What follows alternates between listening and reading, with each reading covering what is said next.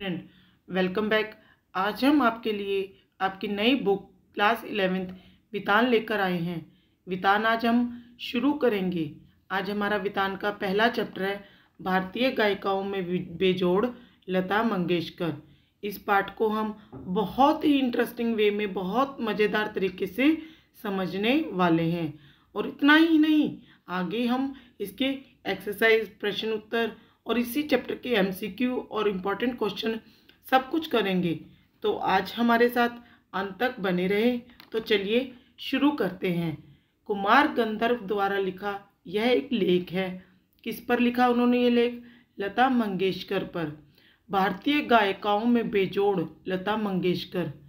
मतलब आज तक बहुत सारी गायिकाएं हुई, तो उनमें सबसे बेजोड़ जो है वो है लता मंगेशकर को माना गया है, क्योंकि वो शास्त्रीय संगीत में तो माहिर थी ही, साथ ही में चित्रपट संगीत में भी माहिर थी। उन्होंने कई वर्षों तक लोगों के दिलों पर राज किया था। इसमें हम देखेंगे कि शास्त्रीय संगीत के बारे में भी और चित्रपट संगीत यानी फिल्मी सॉन्ग जिन्हें सिनेमा जगत पर गाए जाते हैं, जो 3 या 3.5 मिनट के गाने होते हैं। और शास्त्रीय संगीत क्या होता है? शास्त्रीय संगीत तो आप मानकर चलिए कि घंटों चलने वाला स्टेज शो होता है। इसमें क्या सिमिलरिटी है? शास्त्रीय संगीत और चित्रपट संगीत में क्या सिमिलरिटी है? कई सारी चीज़ों को तो कई लोगों ने इंटरव्यू के दौरान भी पूछा है कि आप शास्त्रीय संगीत ज़्यादा पसंद करती हैं या चित्रपट संगीत। तो इस पाठ के अंतर्गत हम इस तरीके से इंटरव्यू को भी देखेंगे। छोटा सा एक क्वेश्चन, सिर्फ एक क्वेश्चन, पूरा इंटरव्यू नहीं देख सकते हम एक क्वेश्चन के रूप में उस इंटरव्यू को देखेंगे।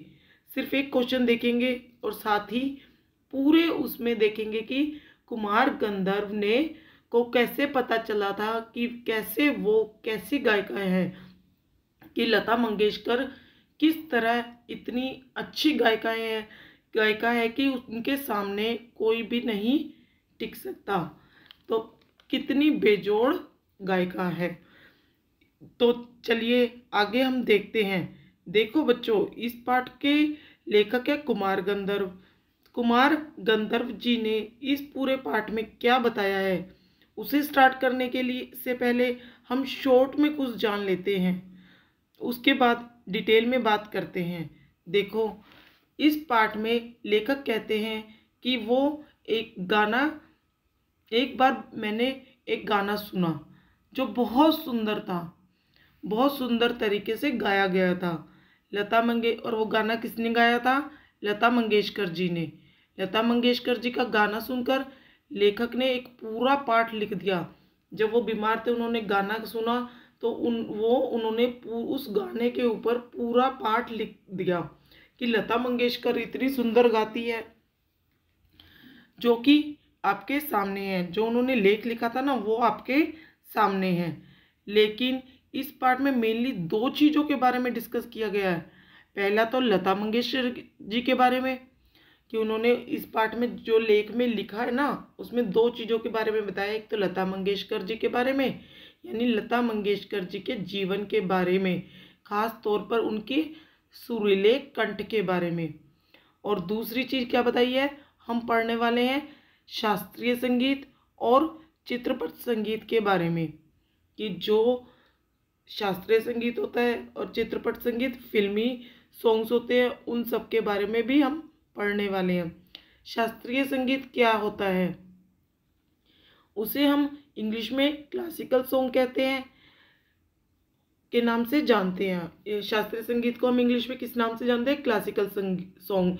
आजकल के बच्चे ये नहीं जानते कि शास्त्रीय संगीत होता क्या है, उन्हें क्लासिकल सॉन्ग कहते हो तो समझ आ जाता है। और चित्रपट संगीत को आप फिल्मी सॉन्ग्स के नाम से जानते हैं, जो आप अक्सर सुनते ही रहते हैं, उसको चित्रपट संगीत कहते हैं। इन दोनों में क्या अंतर है, इस पाठ में हम डिटेल में पढ़ेंगे। तो आइए शुरू करते हैं। बरसों पहले की बात है, मैं बीमार था। यहाँ लेखक कह रहा है कि मैं बरसों पहले की बात है कि मैं एक बार बीमार था। उस बीमारी में एक दिन मैंने सहज ही वीडियो लगाया और अचानक एक अद्वितीय स्वर मेरे कानों में पड़ा। बीमारी में लेटे लेटे उन्होंने एकदम अचानक से वीडियो लगाया, रेडियो में ऑन कर दिया और उसमें अचानक अद्वितीय स्वर, बहुत अच्छा मन को मोह लेने वाला स्वर उनके कानों में पड़ा। स्वर सुनते ही मैंने अनुभव किया, उस आवाज़ को सुनते ही उन्होंने अनुभव किया कि यह स्वर कुछ विशेष है। यह स्वर यानी ये आवाज़ तो बहुत विशेष है, रोज का नहीं। यह स्वर सीधे मेरे कलेजे से जा भिड़ा। जैसे हम लोग आपस में बात करते हैं तो आम होती है वो, पर वो जो लता मंगेशकर जी के उस गाने में स्वर थे वो इतने खास थे कि सुनते ही उनके कलेजे में यानी मन में समा गए। मैं तो हैरान हो गया और वो हैरान हो गए कि मुझे समझ में नहीं आ रहा था कि यह स्वर किसका है। जब उन्होंने वो गाना सुना रेडियो पर तो वो इतना अच्छा था कि उनके कलेजे पर जा भिड़ा और वो हैरान हो गए कि इतना अच्छा, इतने सुरीले स्वर में कौन गा रहा है। उनको समझ नहीं आ रहा था। मैं तन्मयता से सुनता ही रहा। वो एक टक, तन्मयता मतलब एक लय में सुनते ही चले गए। गाना समाप्त होते ही गायिका का नाम घोषित किया गया। जब वो राम से एक टक होकर सुनते ही रहे तो गाना समाप्त होने के बाद गायिका का नाम घोषित किया गया। रेडियो पे पहले होता था ना कि सारा गाना समाप्त होने के बाद उसके बाद गायिका का नाम घोषित किया जाता था। तो नाम क्या घोषित किया गया? लता मंगेशकर। नाम सुनते ही मैं चकित हो गया। फिर नाम को सुना लता मंगेशकर तो वो और भी ज़्यादा हैरान हो गए। मन ही मन एक संगीत पाने का अनुभव हुआ। सुप्रसिद्ध गायक दीनानाथ मंगेशकर की अजब गायकी एक दूसरा स्वरूप लिए उन्हीं की बेटी की कोमल आवाज़ में सुनने का अनुभव हुआ।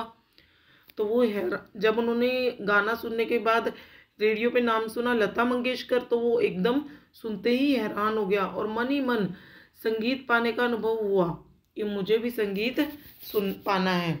सुप्रसिद्ध गायक थे दीनानाथ मंगेशकर जो लता मंगेशकर जी के पिता थे। तो उन्हीं की अजब गायकी का उन्हीं की गायकी का एक दूसरा स्वरूप था, यानी दीनानाथ मंगेशकर से भी अच्छा लता मंगेशकर जी गा रही थी। तो उनकी बेटी की कोमल आवाज़ में सुनने का अनुभव हुआ कि उनकी बेटी की आवाज़ इतनी कोमल है जो आज मुझे सुनने का अनुभव हुआ। मुझे लगता है बरसात के भी पहले के किसी चित्रपट का वह कोई गाना था। बरसात यानी बरसात फिल्म का नाम है और चित्रपट फिल्मी सॉन्ग। लेखक को लगता था कि जो लता मंगेशकर जी गाना गा रही थी वो बरसात फिल्म का कोई फिल्मी गाना गा रही थी। तब से लता निरंतर गाती चली आ रही है। तब से उस समय से निरंतर तब से लगातार लता मंगेशकर गाती चली आ रही हैं और मैं भी उसका गाना सुनता आ रहा हूँ। तब से मैं भी उनका लगातार गाना सुनते चले आ रहा हूँ। लता के पहले प्रसिद्ध गायिका नूरजहां का चित्रपट संगीत में अपना जमाना था। लता मंगेशकर जी के आने से पहले ना नूरजहां भी लता मंगेशकर की तरह बहुत अच्छा सुरीला गाना चित्रपट संगीत में गाती थी, यानी फिल्मी सॉन्ग्स गाती थी। पहले उनका जमाना था, पर लता मंगेशकर जी ने के आने के बाद लता मंगेशकर जी ने नूरजहां को भी पीछे छोड़ दिया। परंतु उसी क्षेत्र में बाद में आई हुई लता उससे कहीं आगे निकल गई। नूरजहां से भी आगे निकल गई लता मंगेशकर, बाद में आई थी और उनसे आगे निकल गई। कला के क्षेत्र में ऐसे चमत्कार कभी कभी दिख ही पड़ते हैं। कला के क्षेत्र में यानी किसी भी कला में ऐसे चमत्कार होते ही रहते हैं कि पहले कोई कला चमत्कार दिखाता है, किसी के पास हुनर होता है और दूसरा कोई आ जाता है वो उससे भी आगे निकल जाता है। जैसे प्रसिद्ध सितारिये विलायत खां अपने सितार वादक पिता की तुलना में बहुत ही आगे निकल गए। सितारिये मतलब एक तरह का वाद्य यंत्र। विलायत खां बहुत फेमस सितार बजाने वाले थे और उनका जो पुत्र था वो उनसे भी ज़्यादा टैलेंटेड था, उनसे सितार बजाने में सबसे आगे हो गया। तो अब यहाँ से शुरू करने से पहले मैं आपको थोड़ा सा बता देता हूँ कि यहाँ पर इस पैराग्राफ में क्या बताया गया है। मेरा स्पष्ट मत है कि भारतीय गायिकाओं में लता के जोड़ की गायिका हुई ही नहीं। इसमें लता, अब हम इस पैराग्राफ में पढ़ेंगे लता मंगेशकर कितनी अच्छी गायिका है, इस बारे में लेखक ने क्या बताया है। बच्चा बच्चा उनको फॉलो करता है, लता मंगेशकर के गानों को फॉलो करता है, अनुसरण करता है, भाई गुनगुनाता रहता है वो हमेशा, उनके गानों को गाता है, सुनता है, वो हमेशा उनको गाता ही रहता है। तो इस पैराग्राफ में हमें यही बताया कि लता मंगेशकर जी के गाने कितने अच्छे हैं कि हर एक की जुबान पर वो चलते ही रहते हैं। मेरा स्पष्ट मत है कि भारतीय गायिकाओं में लता के जोड़ की गायिका हुई ही नहीं। लेखक कहता है, मेरा यहाँ पर कौन है? लेखक। लेखक कहता है कि मेरा यह मत है कि गायिकाओं में, भाई नूरजहां हो गई और लता मंगेशकर के बाद जितनी भी गायिकाएं आए, उनमें लता मंगेशकर के जोड़ की यानी बराबरी की कोई गायिकाएं हुई भी नहीं। लता के कारण चित्रपट संगीत को विलक्षण लोकप्रियता प्राप्त हुई। लता मंगेशकर जी के कारण ही फिल्मी सॉन्ग्स को, सिनेमा को एक लोकप्रियता प्राप्त हुई। यही नहीं, लोगों का शास्त्रीय संगीत की ओर देखने का दृष्टिकोण भी एकदम बदला है। भाई यही नहीं, लता मंगेशकर के कारण उनका शास्त्रीय संगीत की ओर भी दृष्टिकोण बदल गया है देखने का। छोटी बात कहूँगा, एक छोटी सी बात बताऊँगा। पहले भी घर घर छोटे बच्चे गाया करते थे, पर उस गाने में और आजकल के घरों में सुनाई देने वाले बच्चों के गाने में बहुत बड़ा अंतर हो गया है। भाई पहले भी घरों में गाना गाया जाता था, पहले शास्त्रीय संगीत होता था और फिल्मी चित्रपट संगीत भी होता था, पर जब से लता मंगेशकर जी ने गाना शुरू करा है तब से बच्चे इतने सुर में गाने लगे, उन्हें थोड़ा थोड़ा गाना भी सुर में बोलना आने लग गया। हर एक की जुबान में सुरीले गाने, आवाज़ बड़ी सुरीली हो गई है। आजकल के नन्हे मुन्ने भी स्वर में गुनगुनाते हैं, छोटे छोटे बच्चे भी आजकल स्वर में गुनगुनाने लगते हैं। क्या लता इस जादू का कारण है? अब ये हम मान ही सकते हैं कि जादू का कारण कौन है। भाई सबको गुनगुनाते, इतने सुर में सब गुनगुना रहे हैं, तो इसका कारण कौन है? लता मंगेशकर ही। कोकिला का स्वर निरंतर कानों में पड़ने लगे तो कोई भी सुनने वाला उसका अनुसरण करने का प्रयत्न करेगा। कोकिला मतलब कोयल। यहाँ कोकिला का कंपैरिजन किससे कर रहा है? लता मंगेशकर जी से। ये भाई कोकिला का स्वर, इतना सुरीला स्वर अगर हमारे कानों में लगातार पड़ता ही रहेगा तो हम उसका अनुकरण यानी उसको फॉलो क्यों नहीं करेंगे, उसको फॉलो करने का प्रयत्न जरूर करेंगे। ये स्वाभाविक ही है, और ये स्वाभाविक है, इंसान में स्वाभाविकता होती है कि वो किसी चीज़ को सुनता है और जो उसको अच्छा लगता है, उसके हृदय को अच्छा लगता है, तो उसको फॉलो जरूर करता है। चित्रपट संगीत के कारण सुंदर स्वर मलिकाएं लोगों के कानों पर पड़ रही है। चित्रपट फिल्मी सॉन्ग्स के कारण बहुत सुंदर स्वर लोगों के कानों में पड़ रहे हैं। संगीत के विविध प्रकारों से उनका परिचय हो रहा है। इन सॉन्ग्स के कारण, इन संगीत के कारण, फिल्मी संगीत के कारण लोगों का विविध मतलब तरह तरह के प्रकारों से उनका परिचय हो रहा है। उनका स्वर ज्ञान बढ़ रहा है। भाई वो गुनगुनाते रहते हैं गानों को, तो उनका स्वर ज्ञान भी बढ़ रहा है। सुरीलापन क्या है इसकी समझ भी उन्हें होती जा रही है। लता मंगेशकर जी के गानों को सुन सुनकर उनको समझ में आ रहा है कि सुरीलापन क्या होता है। तरह तरह की लय के भी प्रकार उन्हें सुनाई पड़ने लगे। लता मंगेशकर जी अलग अलग लय में गाने गाती थी, अलग अलग प्रकार से गाती थी, तो वो सब भी उनको समझ में आने लग गया है और आकार युक्त लय के साथ उनकी जान पहचान होती जा रही है। साधारण प्रकार के लोगों को भी उसकी सूक्ष्मता समझ में आने लगी है। जो साधारण लोग हैं, जो फिल्म गाने नहीं गाते, अपना काम करते हैं, तो उन लोगों को भी सॉन्ग्स की सूक्ष्मता, भाई गाने गाने की सूक्ष्मता समझ में आ गई है। तो इन सब का श्रेय क्या हम लता को देंगे? तो ये तो इसमें पता ही चलता है कि इन सब का श्रेय लता को ही है। इस प्रकार उसने नई पीढ़ी के संगीत को संस्कारित किया है। उसने आने वाली पीढ़ी को संगीत का संस्कार दिया है। सामान्य मनुष्य में संगीत विषयक अभिरुचि पैदा करने में बड़ा हाथ बटाया है। संगीत की लोकप्रियता, उसका प्रसार और अभिरुचि के विकास का श्रेय लता को ही देना पड़ेगा। संगीत की लोकप्रियता और उसका प्रसार, अभिरुचि पे लोगों के अंदर प्रसार और अभिरुचि, रुचि, संगीत के लिए रुचि पैदा करने का श्रेय सब कुछ हम लता को ही देंगे।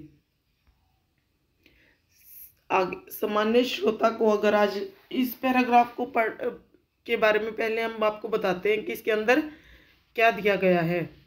अब इस पैराग्राफ में हम पढ़ने वाले हैं, लेखक ने बताया है कि जब शास्त्रीय संगीत के बारे में इंटरेस्ट तब उत्पन्न हो जब शास्त्रीय संगीत के बारे में हमें ज्ञान होगा। भाई शास्त्रीय चित्रपट संगीत तो हमें पता है कि फिल्मी सॉन्ग्स होते हैं, उनमें तो इंटरेस्ट सबका अपना भी बन जाता है, पर शास्त्रीय संगीत के बारे में इंटरेस्ट तब उत्पन्न होगा जब हमें उसके बारे में नॉलेज होगी, ज्ञान होगा। शास्त्रीय संगीत के ज्ञान का मतलब राग कौन सा है, ठाट कौन सा है, और इस तरीके से और भी जो सिलेबस होता है संगीत का वो आपको पता होना चाहिए। इसमें नोट्स भी होते हैं, इसमें लय भी होती है, ताल भी होती है, कोई सुर भी लगाना होता है, अलग अलग तरह के सुर होते हैं और अलग अलग तरह की तान होती है, और दूसरी तरफ ठाट होते हैं, राग होते हैं। अगर इस बारे में जानकारी है तो शास्त्रीय संगीत सुनने में बहुत अच्छा लगता है। यानी शास्त्रीय संगीत के बारे में हमें हर चीज़ की छोटी छोटी बारीकी की नॉलेज होती है, तो हम शास्त्रीय संगीत जब सुनते हैं तो वो भी हमें चित्रपट संगीत की तरह सुनने में बहुत अच्छे लगते हैं। हम घंटों उनको सुनते रहते हैं, फिर भी हमें मन नहीं भरता और हम सुनते ही चले जाते हैं। लेकिन एक आम इंसान को, बच्चे को इस बारे में जानकारी नहीं होती। भाई हर एक को इसकी जानकारी नहीं होती कि शास्त्रीय संगीत के अंदर क्या क्या है। इस बारे में लेखक क्या लिखता है देखते हैं। सामान्य श्रोता को अगर आज लता की ध्वनि मुद्रिका और शास्त्रीय गायकी की ध्वनि मुद्रिका सुनाई जाए तो वह लता की ध्वनि मुद्रिका ही पसंद करेगा। भाई सामान्य श्रोता जो है, ध्वनि मुद्रिका यहाँ पे चित्रपट संगीत से ली गई है और शास्त्रीय गायकी को शास्त्रीय संगीत से लिया गया है। भाई हम लता मंगेशकर की फिल्मी सॉन्ग्स और क्लासिकल सॉन्ग्स को अगर सामान्य लोगों को सुनाएं तो लोग लता मंगेशकर के फिल्मी सॉन्ग्स ही पसंद करेंगे, क्योंकि उन्हें क्लासिकल सॉन्ग्स के बारे में नॉलेज नहीं होती। क्लासिकल सॉन्ग ओनली सिर्फ हम जब तक उसके बारे में सारा ज्ञान हमें प्राप्त होगा तभी हम सुन सकते हैं और तभी वो सुनने में हमें अच्छे लगते हैं। गाना कौन से राग में गाया गया, ताल कौन सा था, यह शास्त्रीय ब्यौरा इस आदमी को सहसा मालूम ही नहीं रहता। भाई सामान्य आदमी को शास्त्रीय ब्यौरा यानी शास्त्रीय तान के बारे में कुछ नहीं पता होता कि राग कौन सा है, ताल कौन सा है। जब तक हमें किसी चीज़ की नॉलेज नहीं होगी तो वो काम करने में हमें इंटरेस्ट नहीं आएगा। इससे कोई मतलब नहीं कि राग मालकोस था और ताल त्रिताल, या मालकोस और त्रिताल क्या, ये शास्त्रीय संगीत की एक ताल है, राग का एक वो सुर है। यहाँ राग मालकोस था या ताल त्रिताल, उसे तो चाहिए वह मिठास। भाई सामान्य आदमी को तो क्या चाहिए, मिठास, जो सुनते ही वो मस्त हो जाए। भाई जो गाना वो सुन रहा है उसको सुनकर वो मस्त हो जाए, जिसका वह अनुभव कर सके, और स्वाभाविक ही है। भाई ये तो स्वाभाविक है कि वो जिस गाने को सुन रहा है और उसको सुनकर मस्त हो जाए और साथ साथ गुनगुनाने लगे। भाई ये स्वाभाविकता है इंसान की, क्योंकि जिस प्रकार मनुष्यता हो तो वह मनुष्य है, वैसे ही गानपन हो तो वह संगीत है। तो ये मनुष्यता, और ये क्योंकि जिस प्रकार मनुष्यता हो तो वह मनुष्य, अगर इंसान में मनुष्यता है और वह इसलिए वह मनुष्य है। गानपन क्या होता है, क्या जिसमें संगीत में लोग मस्त हो जाते हैं, कि संगीत में गानपन होना चाहिए भाई, उसमें ऐसा सुर होना चाहिए जो लोगों को मस्त कर दे। और लता का कोई भी गाना लीजिए, उसमें 100% यह गानपन मौजूद होगा। भाई लता मंगेशकर का हम कोई भी गाना लेंगे ना, उसमें 100% यह गानपन यानी लोगों को मस्त करने का यह तरीका मौजूद ही मिलेगा। लता की लोकप्रियता का मुख्य मर्म यह गानपन ही है। भाई लता क्यों लोकप्रिय हुई, किस लिए फेमस हो गई, उसका मर्म यानी उसकी दवा क्या है, गानपन, यानी जिससे संगीत में लोगों को मस्त कर दिया, कि उसकी सुरीली आवाज में गाया हुआ गाने ने लोगों को मस्त कर दिया। लता के गाने की एक और विशेषता है, भाई एक और विशेषता, वो लोगों के मन को मोह तो लेते थे गाने, पर एक और विशेषता थी। क्या थी वो, स्वरों की निर्मलता। भाई स्वर बड़े निर्मल होते थे उनके। उसके पहले की पार्श्व गायिका नूरजहां भी एक अच्छी गायिका थी। लता मंगेशकर जी से पहले जो नूरजहां थी वो भी बहुत अच्छी गायिका थी, इसमें संदेह नहीं। तथापि उसके गाने में एक मादक उत्तान दिखता था, इसमें कोई संदेह नहीं है। नूरजहां भी लता मंगेशकर जी से की जैसी बहुत अच्छी गायिका थी।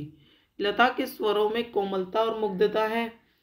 ऐसा दिखता है कि लता का जीवन की और देखने का जो दृष्टिकोण है वह वही उसके गायन की निर्मलता में झलक रहा है। भाई ऐसे लगता था कि लता मंगेशकर जी जो गाना गा रही है ना, जीवन को देखने और जीने की जो दृष्टिकोण होते हैं वही उसके संगीतों में झलकता था। हाँ, संगीत दिग्दर्शक ने उसके स्वर की इस निर्मलता का जितना उपयोग कर लेना चाहिए था उतना नहीं करा। यहाँ पर दिग्दर्शक क्या होता है, म्यूजिक डायरेक्टर, जो संगीत को बनाता है। भाई लता मंगेशकर तो म्यूजिक डायरेक्टर जो सॉन्ग देते हैं वो उन्हीं को ही गाती थी, तो उन्होंने म्यूजिक डायरेक्टर ने जो वो उन्होंने उनका उपयोग उनकी निर्मलता का, उनके स्वर की निर्मलता का उपयोग इतना नहीं करा जितना कि उनको करना चाहिए था। मैं स्वयं संगीत दिग्दर्शक होता तो लता का बहुत जटिल काम होता। भाई अगर मैं म्यूजिक डायरेक्टर होता, दिग्दर्शक म्यूजिक डायरेक्टर होता, तो मैं लता मंगेशकर का काम बहुत कठिन कर देता, ऐसा कहे बिना रहा नहीं जाता। भाई जब उनका कंठ इतना सुरीला था, इतने सुरीले तरीके से वो हर तरह के सॉन्ग्स, फिल्मी सॉन्ग्स, शास्त्रीय संगीत सब गा सकती थी, तो मैं अगर डायरेक्टर होता तो उनसे मैं बहुत कठिन काम लेता। लता के गाने की एक और विशेषता है उनका नाद में उच्चार। नाद में उच्चार क्या होता है, गूंज भरा उच्चारण। भाई उनके जो संगीत होते हैं ना गाने में, उनमें एक गूंज भरा उच्चारण होता था।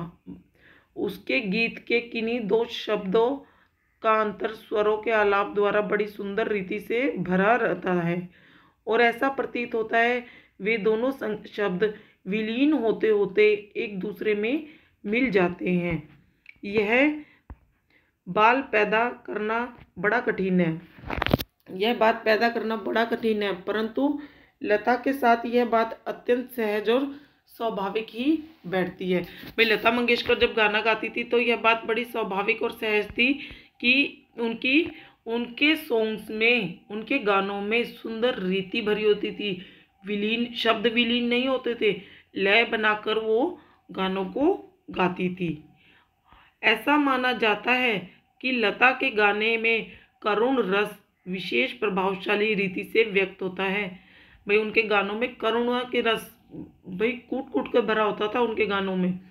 मुझे खुद यह बात नहीं पटती, मेरा अपना मत है कि लता के करुण रस के साथ उतना न्याय नहीं किया, बजाय इसके मुग्ध श्रृंगार की अभिव्यक्ति करने वाले मध्य व द्रुतलय के गाने लता ने बड़ी उत्कंठता से गाए हैं।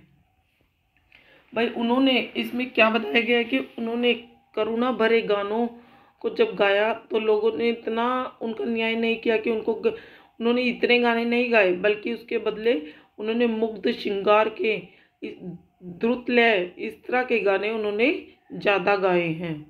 तथापि ये कहना कठिन होगा कि इसमें लता का दोष कितना है। भाई इसमें यह कहना तो बहुत कठिन है कि इसमें लता का दोष कितना है, क्योंकि हम म्यूजिक डायरेक्टर का भी दोष कह सकते हैं। म्यूजिक डायरेक्टर जो कहेंगे लता को बोलने के लिए वो ही बोलेगी, अपने आप से वो नहीं बोल सकती। लता का गाना सामान्यतः ऊंची पट्टी में रहता है। लता मंगेशकर जो गाना गाती है वो हमेशा नंबर 1 रहता है, पहले नंबर पर ही रहता है। गाने में संगीत दिग्दर्शक उसे अधिकाधिक ऊंची पट्टी में गवाते हैं। भाई गाने में ना लोग म्यूजिक डायरेक्टर थे जो वो उन्हें ऊंची पट्टी में ही गाना गवाते थे, यानी ऊंची लय में ही गाना गवाते थे और उसे अकारण ही चिल्लाते थे। भाई ऊंचा ऊंचे स्वर में गाने गवाते थे, बिना किसी कारण के चिल्लाते ही रहते थे कि ताकि इसके गले पर फर्क पड़े, पर फिर भी वो इतना सुरीला गाती थी कि मन को मोह लेती थी। एक प्रश्न उपस्थित किया जाता है कि शास्त्रीय संगीत में लता का स्थान कौन सा है। एक प्रश्न उपस्थित किया गया कि अभी हमने बताया था ना, इंटरव्यू का एक क्वेश्चन हम वो करेंगे तो उसमें बताया गया कि शास्त्रीय संगीत में लता का स्थान कौन सा है। मेरा मत यह है कि प्रश्न खुद ही प्रयोजनहीन है। भाई ये प्रश्न पूछना ही बेकार है कि उनका तो शास्त्रीय संगीत हो या चित्रपट संगीत हो, सब में नंबर 1 स्थान ही है। उसका कारण यह है कि शास्त्रीय संगीत और चित्रपट संगीत में तुलना हो ही नहीं सकती। भाई नहीं हो सकती दोनों में तुलना, ना तो शास्त्रीय संगीत में ना चित्रपट संगीत में। जहाँ गंभीरता शास्त्रीय संगीत का स्थायी भाव है, वही जलदल्य और चपलता चित्रपट संगीत का मुख्य गुणधर्म है। शास्त्रीय संगीत और चित्रपट संगीत में क्यों नहीं तुलना हो सकती? क्योंकि शास्त्रीय संगीत की गंभीरता का स्थायी भाव क्या है? जलदल्य। जलदल्य का मतलब तेज लय, यानी तेज लय में बोलते चले जाना। और चित्रपट संगीत का की क्या वो थी? ताल प्राथमिक अवस्था का ताल होता है। गुणधर्म है चित्रपट संगीत का चपलता, तो इनमें कंपैरिजन नहीं हो सकता। चित्रपट संगीत का ताल प्राथमिक अवस्था का ताल होता है, जबकि शास्त्रीय संगीत में ताल अपने परिष्कृत रूप में पाया जाता है। चित्रपट संगीत में आधे तालों का उपयोग किया जाता है, उसकी लयकारी बिल्कुल अलग होती है। भाई फिल्मी सॉन्ग्स की में जो ताल होते हैं वो आधे यूज़ किए जाते हैं और बिना ताल के वो गाए जाते हैं, और जबकि शास्त्रीय संगीत के वो थे वो पूरे ताल और सब चीज़ों के साथ ही गाए जा सकते हैं। आसान होती है, यहाँ गीत और आघात को ज़्यादा महत्व दिया जाता है। सुलभता और लोच को अग्रस्थान दिया जाता है।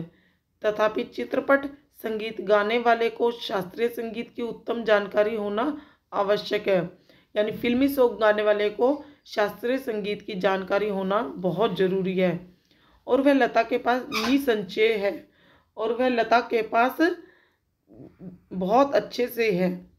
अब यहाँ से हम आगे पढ़ेंगे तो उसमें हम आपको बताएंगे कि इस पैराग्राफ में हमें क्या बताया गया है। अब आगे जो हम पढ़ने वाले हैं कि चित्रपट संगीत 3 या साढ़े 3 मिनट का ही होता है। हमने पीछे पढ़ा कि चित्रपट संगीत कैसा होता है, शास्त्रीय संगीत में क्या होता है, और अब हम आगे पढ़ेंगे कि चित्रपट संगीत कितने मिनट का और शास्त्रीय संगीत कितने मिनट का होता है। लोग इतना इंटरेस्ट क्यों लेते हैं उसमें? जो आनंद आता है वो आनंद शास्त्रीय संगीत में तो ले रहे हैं लोग, जिन्हें शास्त्रीय संगीत पसंद है। सिर्फ शास्त्रीय संगीत में वही लोग इंटरेस्ट ले रहे हैं जिनको शास्त्रीय संगीत पसंद है। लेकिन जो चित्रपट संगीत है उसमें जो 3-3.5 मिनट का गाना है उसमें क्या इतना आनंद नहीं है? जवाब है कि हाँ, उसमें भी उतना ही आनंद है। ये तो सुनने वाले पे डिपेंड करता है कि वो किसने आनंद ले रहा है, कि चित्रपट संगीत में आनंद ले रहा है या शास्त्रीय संगीत। उसे चित्रपट संगीत पसंद आ रहा है या शास्त्रीय संगीत। इसका मतलब क्या है? ये संगीत बेकार हो गया? नहीं, ऐसा नहीं। ना तो चित्रपट संगीत बेकार है और ना ही शास्त्रीय संगीत। यही अंतर लेखक आपको यहाँ बता रहा है। भाई इस पैराग्राफ में लेखक ने यही बताया है कि चित्रपट संगीत भी बेकार नहीं है और ना ही शास्त्रीय संगीत। संगीत चाहे 3 या 3.5 मिनट का हो या 3 या 3.5 घंटे का, दोनों का मतलब एक ही है। वो लोगों को इंटरेस्ट पर डिपेंड करता है कि वो किसे पसंद करता है। लेखक यही बात इस पैराग्राफ में बता रहा है। 3-3.5 मिनट में गाए हुए चित्रपट के किसी गाने का और एकाध खानदानी शास्त्रीय गायन की 3-3.5 घंटे की महफिल, इन दोनों का कलात्मक और आनंदात्मक मूल्य एक ही है। भाई लेखक कह रहा है या तो गाना 3 या 3.5 मिनट का हो या 3 या 3.5 घंटे का हो, ये कलात्मक और आनंदात्मक मूल्य से एक ही है। ऐसा मैं मानता हूँ। किसी उत्तम लेखक का कोई विस्तृत लेख जीवन के रहस्य का विशद रूप में वर्णन करता है, तो वही रहस्य छोटे से सुभाषित का या नन्ही सी कहावत में सुंदरता और परिपूर्णता से प्रकट हुआ भी दृष्टिगोचर होता है। उसी प्रकार 3 घंटों की रंगदार महफिल का सारा रस लता ही की 3 मिनट की ध्वनि मुद्रिका में आस्वादित किया जाता है। भाई उनकी छोटी सी बात, सुभाषित क्या होता है? छोटी सी बात। छोटी सी बात भी उनके भाई उत्तम लेखक का कोई विस्तृत लेख, किसी लेखक ने बहुत विस्तृत लेख लिख दिया है, उसका रहस्य विशद रूप से वर्णन करता है, विशद रूप से बहुत खुलकर वर्णन करता है। और वही रहस्य छोटे से सुभाषित 3 यानी छोटे से लेख में हो, तो ये छोटी सी कहावत है कि हमने पूरी फिल्म देख ली या एक पॉइंट कह के हमने पूरा एक्सप्लेन कर दिया, तो बात तो वही है ना, हमें पता चल गया कि क्या है। या हम 3-3.5 मिनट का कोई सॉन्ग सुने या 3 या 3.5 घंटे की कोई सॉन्ग सुने, तो बात वही है। महफिल का सारा रस लता की 3 मिनट की ध्वनि मुद्रिका में आस्वादित किया जा सकता है। भैया जो ध्वनि मुद्रिका उनका स्वर है, उसमें 3-3.5 मिनट को महफिल में रंग जमा सकती है। 3-3.5 घंटे का क्यों नहीं जमा सकता? उसका एक एक गाना एक संपूर्ण कलाकृति होता है। भाई जो लता मंगेशकर का गाना होता है ना, एक एक गाना ही संपूर्ण कलाकृति होता है। स्वर लय शब्दार्थ का वह त्रिवेणी संगम है। भाई तीनों, त्रिवेणी मतलब तीनों का संगम, स्वर लय और शब्द उनके गानों में मिला होता है। महफिल की बेहोशी उसमें समाई रहती है। भाई जब वो गाना गाती है तो पूरी महफिल मदहोश हो जाती है। भाई ऐसे लगता है कि वो बेहोश हो गई है। वैसे देखा जाए तो शास्त्रीय संगीत क्या और चित्रपट संगीत क्या? भाई अगर हम एक तरीके से देखें तो शास्त्रीय संगीत क्या है और चित्रपट संगीत क्या है, दोनों एक ही बराबर है, उनमें अंतर नहीं किया जा सकता। अंत में रसिक को आनंद देने की सामर्थ्य किस गाने में कितना है, भाई ये तो सुनने वाले के ऊपर डिपेंड करता है कि वो कितना आनंद लेकर कौन से संगीत को सुनता है, इस पर उसका महत्व ठहरना उचित है। भाई सुनने जो गाने को सुनता है उसका महत्व ज़्यादा जरूरी है। मैं तो कहूँगा कि शास्त्रीय संगीत भी रंजक ना होकर तो बिल्कुल ही नीरस ठहरेगा। अगर शास्त्रीय संगीत में रंजक ना, तो रंजक क्या होता है? जिस गाने को सुनते हुए गानपन हो। गानपन का मतलब वही है जो हमने बताया था, संगीत में लोगों को मस्त करने की शक्ति। या ये ना हो, गानपन ना हो तो वो संगीत व्यर्थ है। वह केवल शास्त्रीय बैठक के पक्केपन की वजह से, ताल सुर के निर्दोष ज्ञान के कारण नहीं, गाने की सारी मिठास, सारी ताकत उनकी रंजकता पर मुख्यतः अवलंबित रहती है। और रंजकता का मर्म रसिक वर्ग में कि सक्षम कैसे प्रस्तुत किया जाए, किस रीति से उसकी बैठक